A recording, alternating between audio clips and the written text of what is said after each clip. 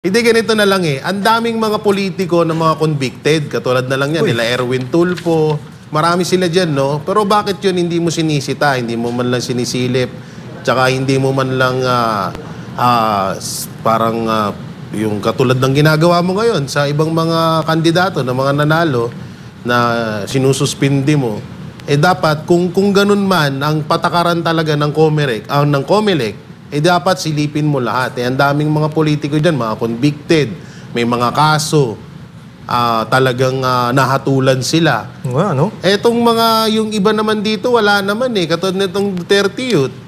O, katulad na lang, si Attorney Harold, na isa din sa mga, alam naman natin, na simulat sa pool, isa to sa mga lumaban dito sa, at tutol dito sa automated counting machine na to, no? Bakit sila lang ang pinag-iinitan mo? Eh, ang daming mga politiko dyan na may mga kaso. Si Erwin Tulfo na lang eh. Una. National yun, ha? Mas mataas yun.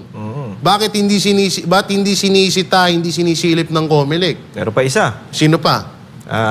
Si Castro. Hindi, ano na yan eh. Laglag na yun eh. Hindi, pero dapat hindi na siya tumakbo, di ba? Oo, yun pa isa, di ba? Paano kung nanalo yun? Oo, di ba? Ayun pa. Oo, yung mga makakaliwa dyan. So, parang napakaano kasi, ang COMELEC kasi dapat nasa gitnaan yan. Hindi ka magiging one-sided.